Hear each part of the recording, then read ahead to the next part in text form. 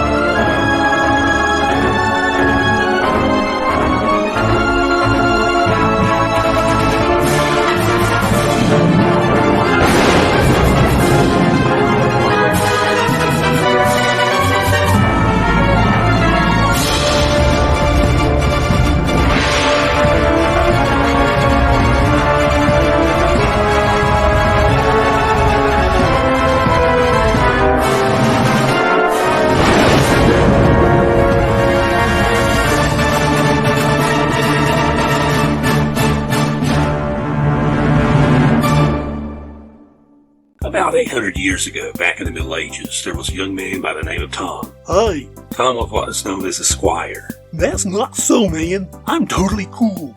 I didn't say you were a square, I said you were a squire. By the way, do you have a close relative that answers to the name of Jack? Not that I know of. Why do you ask? You just remind me of someone I know named Jack. You seem to have the same propensity for interrupting my story that he has.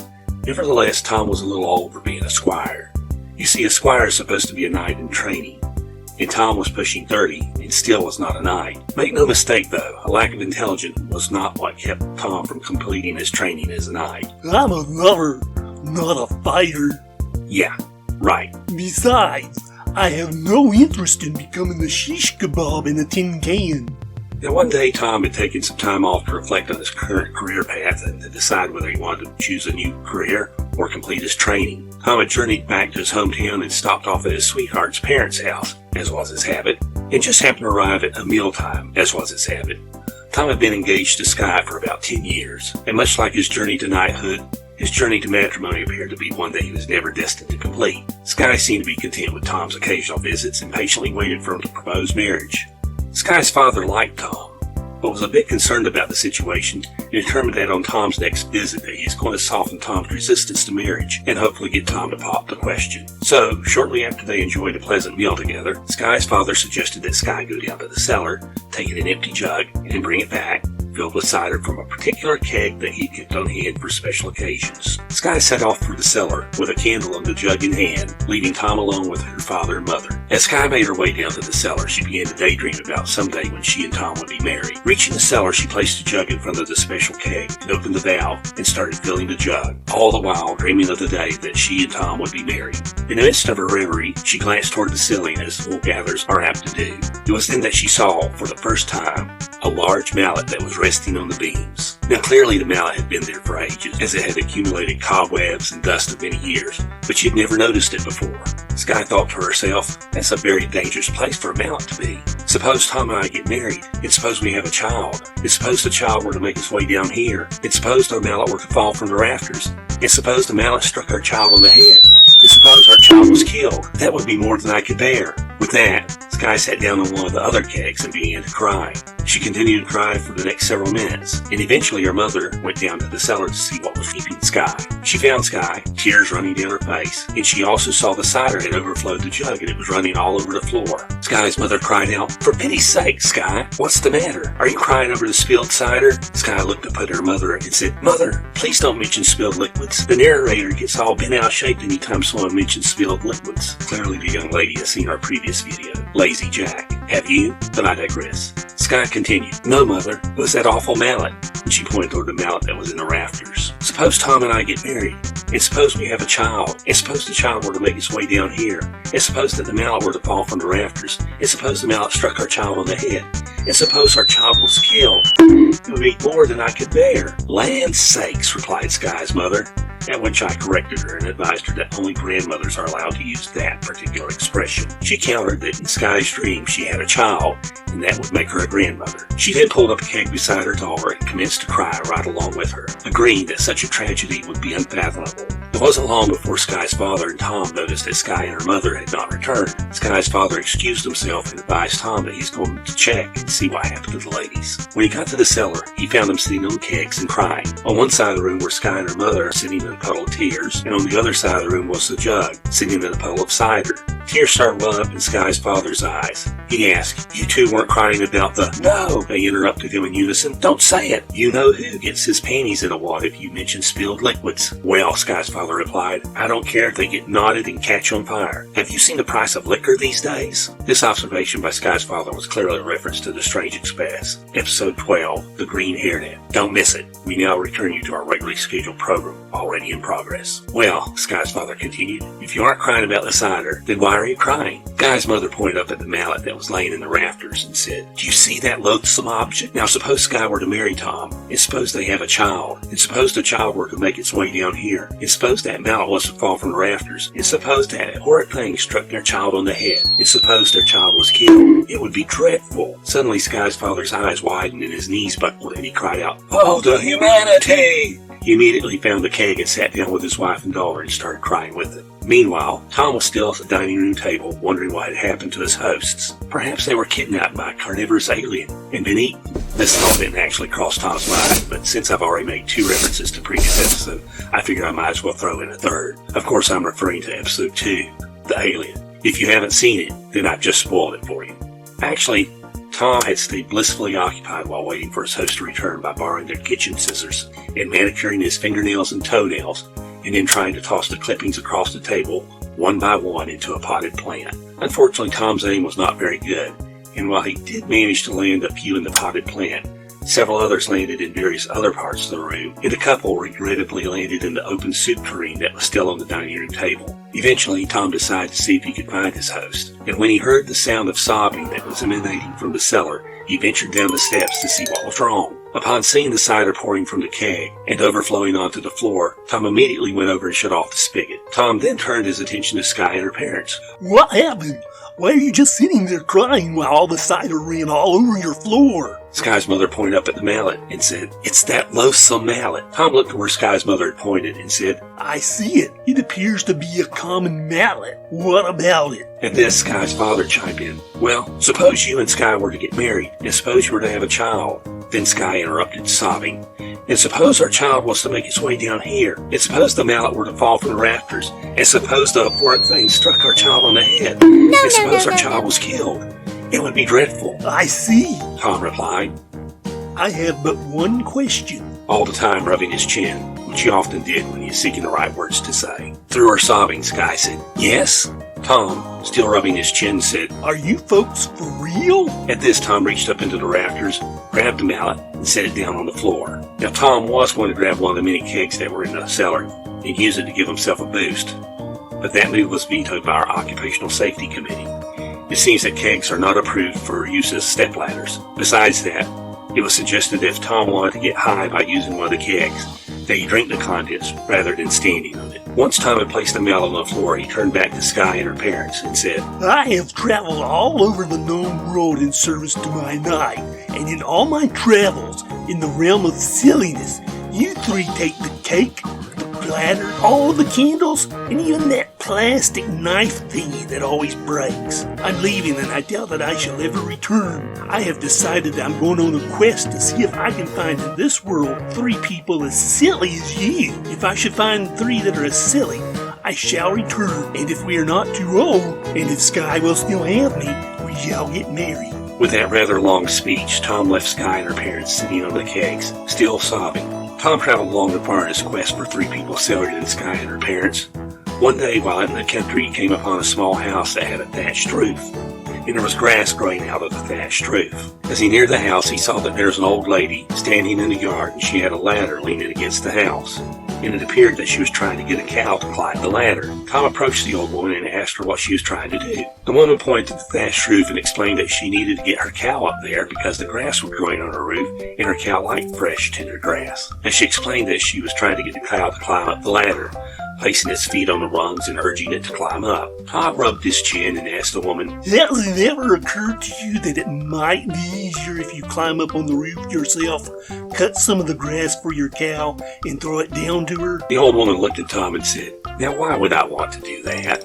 She's perfectly capable of cutting her own grass. Next, you'll be saying that I ought to put her on my back and carry her up the ladder." The old woman turned her attention back to the cow and said, "Come on now, Milkshake, get up that ladder." And she backed up to her and began to try to push the cow up the ladder. Tom then asked, "Aren't you afraid she may fall? After all, she's not a mountain goat, and your roof is pretty steep." The old woman grunted and gave a final heave, and somehow the cow was on the roof. "Done thought of that," the old woman answered. "See the rope tied around her neck? Well, I ran it down my chimney, and the other end is in the house, and I'll tie that to my wrist, so while she's enjoying the grass on the roof, I can work on my indoor chores. If she starts to fall, I'll know, and I can just tighten up on the rope to steady her. So you see, I know what I'm doing, Mr. Smarty Pants." What Tom could see was that he was not going to be able to convince the old woman of the absurdity of their scheme, so he bid her goodbye and went on his way, knowing that he had found one person that was sillier than Skye and her parents. They had not traveled far when he heard the scream of the old woman and the sound of the cow bellowing. So he ran back to the old woman's house and arrived just in time to see the old woman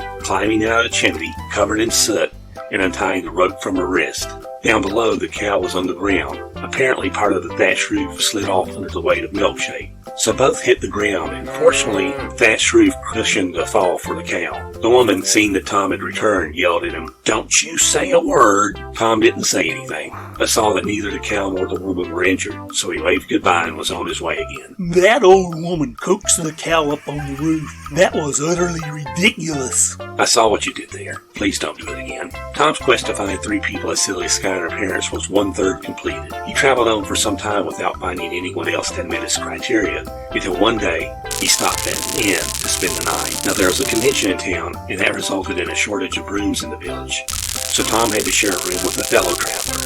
Now Tom's roommate was about his age, and seemed friendly and quite normal in appearance, and the night was uneventful, and Tom slept well. The next morning, however, Tom was awakened around 5 a.m. by a flurry of activity. Tom sat up in his bed and observed that his roommate was moving about the room in an agitated manner, dressed only in an undershirt and a loud pair of boxer shorts. It seems he was trying to hang his pants in various places, such as the edge of his bed and doorknob, but he seemed dissatisfied with each arrangement, and in a moment he had moved to a different piece of furniture where he would again try to hang his pants. Finally, he seemed satisfied after hanging his pants on the drawer handles of the chest of drawers. He noticed Tom was awake and apologized for disturbing him. Tom did not acknowledge the apology, but simply asked, "What are you doing?" The man answered Tom, "I thought it would be obvious. I'm putting on my pants." And with that, he took a few steps back and then ran forward and leaped, apparently trying to jump into the pants, but unfortunately his feet did not clear the top of his pants, so he crashed into the chest of drawers and fell to the floor in pain. This did not seem to discourage him though,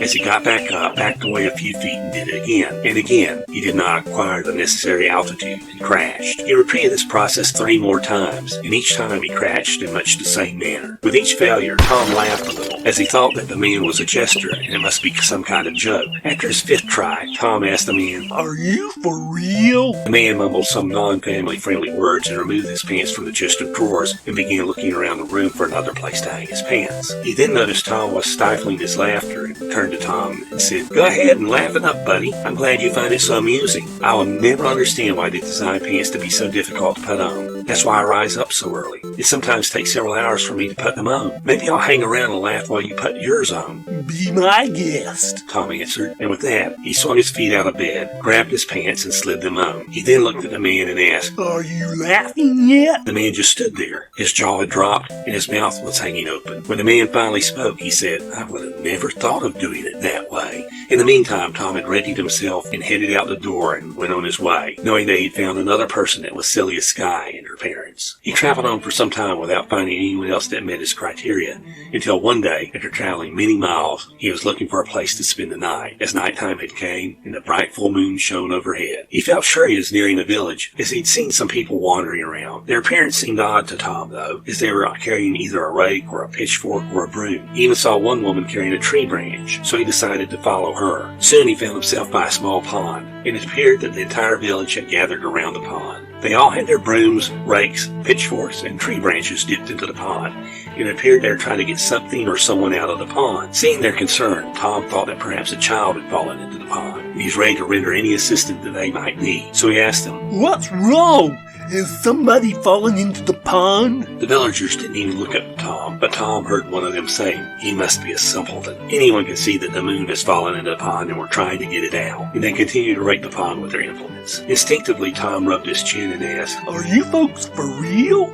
If you'll permit me to interrupt your work for a moment, take a look at the sky above you. You will observe that the moon is right there, right where it's supposed to be.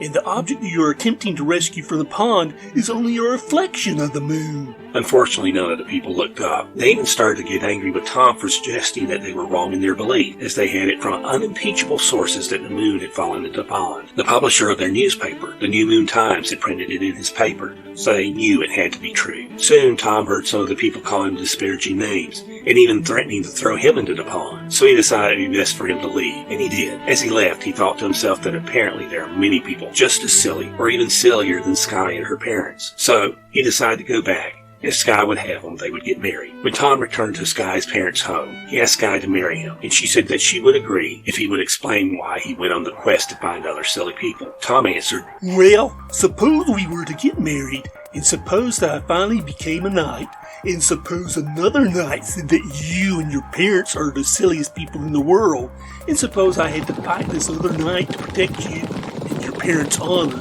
and suppose that in the fight I end up being a shish kebab and a tin can. Wouldn't that be more than you can bear?" Skye looked puzzled for a moment, and then she rubbed her chin and asked, "Are you for real?" And that, dear viewer, is where our story ends today. I hope you've enjoyed our little excursion into silliness, but it looks like we're approaching your station. Please stop by again soon, and thanks for watching. And until next time, happy rails to you.